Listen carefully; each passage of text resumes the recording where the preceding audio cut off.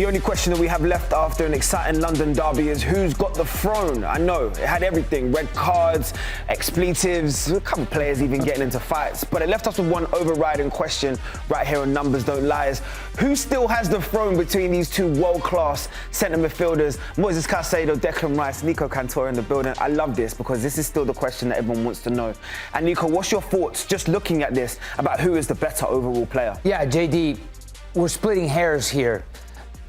I'm siding with Declan Rice, but we'll get down deep to understand why I'm siding with Declan Rice, but the distance isn't that much greater. It's just a shame that a red card was a definitive factor for the game this weekend. I love it because if we're going to break down and we're going to discard in terms of Rice versus Caicedo as we enjoyed on Sunday, only for 38 minutes or so, let's break it down into the categories that we should be judging them on. Duels, of course, tackling, discipline, which is the key part of playing the 6 or the 8, passing, and of course the most overall, which is the eye test. Now, we've given our ratings beforehand, right, so that they can come out throughout the production, so that throughout this we can turn around and discuss in our own minds who is going to be the most dominant. But just dive into the first one in terms of the duels. I want to know what your perspective is. By the way, per category, we have 3 votes that we can split in each category. Up to 3 votes. We can only vote twice. We can only vote once. All right, let's talk about this duels, because duels, we can talk about a lot of things within this category, right? Aerial duels, duels on the ground, dispossessing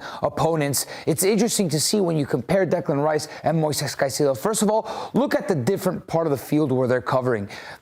Declan Rice, his heat map is a little bit more complete throughout the field, but you see Moises Caicedo, you see darker portions of red in certain parts of the field where he's dominating the football. I think what you're seeing is a difference in terms of the tactical adjustments too. Declan Rice plays the 8 position of the 3 centre midfielders in that Arsenal midfield. Sometimes you'll find him in terms of in this area here, that's just purely because of his engine and what he does. And then when you move over here to Moises Caicedo, of course, his whole demeanour, his whole job is to break up everything that's going in between the lines in terms of defensively for Chelsea. So you can see in terms of the comparison between their 2 heat maps. But why we love this is because this individual over here, of course, started off in the same position as Caicedo. He might have changed now and become more of an 8 because of the attributes that he's grown and developed. But the comparison between them in terms of their body of work is still comparable. I think they both have evolved at their new teams. So let's look into each category, in beginning with these duels and aerial duels, where I kind of expect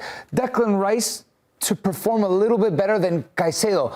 Mind you, I think physically, Declan Rice has an edge here because he's taller, because he's bigger. So in aerial duels, this doesn't shock me, JD. No, that wouldn't shock you at all. I mean, Caicedo's maybe about 5'10", giving him a push. Declan Rice is pushing somewhere close to 6'2". Yeah, he's there. I can expect this, and especially when you look at the rest of his midfield, he would be the person that's expected to win those aerial duels alongside potentially either a Zubamendi or an Odegaard or even an Eze in there. He's the dominant force. Okay, but then let's go overall just dual win percentage, right? This could be when it's a one-on-one and you're dispossessing a player. It doesn't necessarily have to be in the air, and I understand why Moises Caicedo is higher on this percentile. Well, because I think if there's one thing that I want Moises Caicedo to excel at, it's winning duels. Obviously, Declan Rice has this in his arsenal, no pun intended, I swear, I didn't mean to say that. But Declan Rice does a lot more things as well. Not that Moises Caicedo doesn't do it, but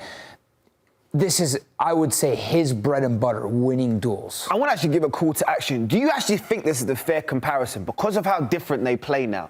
Declan Rice, of course, we've seen him throughout his West Ham and even his early Chelsea days, would have been a very good 6. We've already seen that development. We've seen it in an England shirt. But he's very much changed into this box-to-box midfielder now, who wants to impact the game in a completely different way with his pace and his power and of course, his passing range, which we're all going to get into. But overall, looking at the way that they actually play now, this doesn't surprise me. Looking at the way that Caicedo's only job in that midfield is to break everything up, to be a ball-winning tackling midfielder, and of course to pass in between the lines and help his team progress into the final third. So I gave 1 vote each. I couldn't decide who was better because aerial, it's Declan Rice, but then duels overall, not necessarily all aerial, Moises Caicedo's better. I think I gave the edge just to Caicedo just because of the responsibility. That is his main primary role within this team. And I think he demonstrates it, and he does a lot of things that's excellent in terms of for Chelsea overall. When you look at now tackling and ball recoveries, let's move into that because this is a good comparison because we've seen a good body of work from both of them. Yeah, and I mean, This is ball recoveries per game. Again, number one weapon for Moises Caicedo is recovering the ball, playing in a deeper position, or at least from a starting point. Yes, Declan Rice can roam into the defensive portions of the field, and yes, Moises Caicedo does often roam into the offensive portion of the field, but he's recovering the ball at a higher rate than Declan Rice. And to me, it's obvious why this gap is so big. I honestly, overall, I'm a little bit shocked. The only reason why I'm a little bit shocked is because I would have thought, looking at the amount of ground and the engine that Declan Rice has, maybe his ball recoveries would have been a little bit higher. But it doesn't shock me in seeing that Caicedo is in the 86% when you're looking at the top 5. And to be specific about this category, a ball recovery is a ball that's like a second ball, right? A ball that's played over the top, a defender, your own player or a forward heads it down, and who's picking up that ball, that loose ball, and creating play? It's more often going to fall to a Moises Caicedo, where Declan Rice has other complements in the midfield. Now he has I was going to say Miguel Merino, Martin Zubimendi, excuse me, playing right behind him. Or maybe when Miguel Merino plays in the midfield, Miguel Merino's next to him. So this is tackles per game. This is, for me, Moises Caicedo, I mean, 94th percentile from the DMs in the top 5 leagues. This is why he's the best. He is elite. He is world class in this specific categories. You, me, 1-1, boom. Bang. And you know exactly what you're expecting from him. This is why Chelsea paid a surplus of 100 million. This is why he's been touted across the world as arguably the best in this position as to what he's done. And when you compare him to some of his peers as well, overall, you can see that he has that very unique space that he finds himself in, where he's, of course, the tackles per game are going to always be high, but the recoveries per game are also very high. Declan Rice is good. And you know what's so interesting about this? This is really showing me the evolution in terms of his game. Maybe he's no longer seen as a 6, and because of Zubimendi, who you just mentioned there, he has less of the dirty work, as they call it in the midfield, to do. That's exactly right. And the fact that both of these players aren't like in the upper right corner of this plot graph, it's because I think they have the ball a lot, right? Players trending towards the right-hand side of this graph probably need to do a lot more dirty work on average than both of these players. So I gave Moises Caicedo the edge here. And you know what's only, this is how you know this is live. I actually gave Caicedo 2 in the pre-production. Rice 2, but I actually would remix it now and actually give Caicedo. If you gave it to me again, I'd remix it and give, because of the respect, seeing the numbers and maybe seeing the body of work that he's done. But this is the next bit I don't think is going to be a question mark at all. Right, the discipline. Now, we've seen Chelsea have had a problem with discipline this year. Arsenal have been through their own trajectory in terms of discipline. But does it surprise you when you see the stats and sort of way up next to each other? No, and can I tell you something? I kind of want my Moises Caicedo role player on my team to have these types of numbers. 100%. Yes, I think there's a lot of value in having a defensive midfielder that's clean. But sometimes I want my center defensive mid to be nasty. I want him to break tackles and maybe break somebody in the process too, almost like he did this weekend. Obviously, there's a component of being overzealous. And I think Moises Caicedo falls into that category a little bit too much for my taste, but he's very young, and that it's a fine line that you play with, especially, let me talk as a Latino. This is what I love in a center defensive mid. I want him to be nasty. I want him to be a MF, you know, I want him to get at players. I want players to be scared of him. So I gave it from the opposite perspective. I love the Latino energy. I love the fact that he's going to be tenacious in that midfield. But at the same time, I'm still requiring a fine line of discipline, because I've seen great defensive midfielders that have worn this Chelsea shirt, i.e. your N'Golo Kantes, i.e. your Claude Makeleles, that were able to just rein it in but still have the same tenacity in that midfield from a different perspective. That's the only thing that he has to develop in terms of his overall game. You gave him a clean sweep. I gave Declan Rice a clean sweep, because the only red card that I can honestly remember in terms of Declan Rice is the ill discipline, right? In terms of kicking the ball away.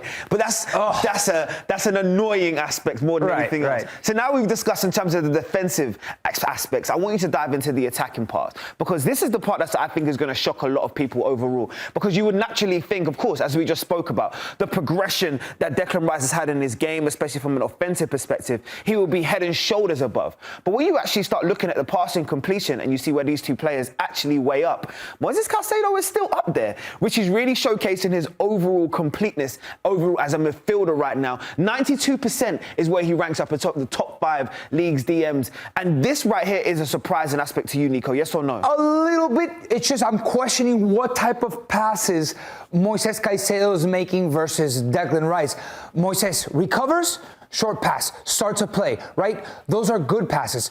He's very accurate in those passes too, but I imagine the risk-taking of those type of passes are less than Declan Rice. Declan Rice is probably taking more risky passes. I like that. That means that you're basically saying Caicedo is more ticking over the possession left and right, whereas Declan Rice is having to make those progressive passes in between the line. Right. Different roles, and this is the best part, because now we can dive into the long balls. And when you look at the long balls overall, again, another shocking aspect of it is when you weigh it up, there is a gap between the two midfielders. So now we're getting a full perspective as to the way Chelsea are playing and also Arsenal were dictating possession. And again, Caicedo leads in the passing department. Does that shock you? This one shocked me a little bit more, but I'm thinking about it. How many long passes is Declan Rice playing per game? I would imagine Moises Caicedo is playing more because he has more space to play in the long pass, right? Because he is that player that is going to dictate, is going to construct that first play, that first outlet. It's either short or it's either long. I imagine he's hitting a little bit more long passes because he has more field in front of him, whereas Declan Rice is a progressor of the ball. He'll regain and he'll drive. I remember that one goal with West Ham in the Conference League. It was against Dinamo Zagreb, perhaps. I forget who it was against, but he picked it up so deep. And that was the first time where I really saw it. I said, whoa, he's got another aspect to his game. He's a big boy, but he drives and he makes plays, he finds teammates. He's very, very good at that. When you're talking about aspects of his game, yes, I love the fact that they're trusting him in those driving positions. His dribbling and his speed is actually hugely criminally underrated. But another aspect that he's actually pinpointed, and I use that word pinpoint on purpose, is his set pieces. Because when you look at his expected assists from set plays, Declan Rice is head and shoulders above everybody across Europe in terms of being able to deliver pinpoint on the money deliveries. Now, they can call them set piece FCs, but you still need somebody who's going to be able to do your Beckham-esques and put it on a plate for somebody. And Declan Rice is becoming, I would say, from a consistency aspect, one of the best in the world at doing that. Well, he takes the corners for Arsenal. Of course. Of course, he's going to have a high XA, right? Expected assist. But you could take corners and it'd be a crap cross, you know? Oh, we seen a few of those. Don't beat the first man. But the delivery is pretty incredible. So I give him the edge just because the types of passes he makes are different to the ones that Moises Caicedo makes. The thing is that they have complements each on the field. Subimendi is a complement to Declan Rice, and Enzo Fernandez is a good complement further up the field to what Moises Caicedo does. Not that Moises Caicedo couldn't hit the type of passes that Declan Rice, but he's less often called upon to make that type of pass. Well, the favorite part, the part that everybody dives in, this is where the nerds are called to action, the eye test, right? This is where we dive in. So this is your opinion and my opinion in terms of where they weigh up. And if they do reveal it, I have a feeling where you're going to go anyway. I think you're going to hate me after everything that we talked about. I won't. Because I see what's so interesting within this. You said it. You're pretty much defending the Englishman. I'm pretty much defending the... Oh, this is interesting. Listen, I call it a square draw because I do feel that it depends on the team tactically as to what's required. Correct. Right? And it does depend in terms of what Maresca wants from his team and Arteta respectively want from their team. So I think they're both world class. And as you said at the top of this, you really are just choosing between, what's it, apple and pears, as they say. Okay, right? you're drafting a team for your five-a-side game. I knew this was and the group of players that you have in front of you have Declan Rice and Moises Caicedo, and the rest are your friends. Yeah. Who are you drafting first? Five-a-side. Five-a-side. No. Let's go 11s. Let's go 11s to keep it the fair comparison. It's 11s, right? Yeah. It's all of your friends. Yeah. It's 20 players. No, 18 because you're playing in the game too. 18 players. It's you and me. And Declan Rice and Moises Caicedo are there in the group of players. And you got first pick in the draft. Who are you drafting first? Okay, do you want to know why I would choose Declan Rice? Not because of his allegiance, not because he's English, not to do with any of that. Just because all of my friends are probably 6'2", 6'3" plus. So the set pieces would be absolutely, we would dominate. Yes, that's the only reason why. Okay. Yeah, but I love your eye test. You choose me your selection. Give me a reason why. I'm choosing Declan Rice. I think he gives you overall a lot more. There's certain areas where Moises Caicedo excels, but in an 11, I need to choose one player. It's Declan Rice. One player first, it's him. Another segment, Numbers Don't Lie, powered by Sofascore, Nico Cantor, JayDee Dyer. But make sure you get involved in the comments. Who got the throne? Declan Rice and Moises Caicedo? You let us know. Hey, thanks for watching this video from Numbers Don't Lie. Be sure to catch our show every Monday at 5 p.m. on YouTube. And for news and insights from leagues all around the world, including Serie A, EFL, and all UEFA competitions, both men's and women's, don't forget to sign up for Paramount+.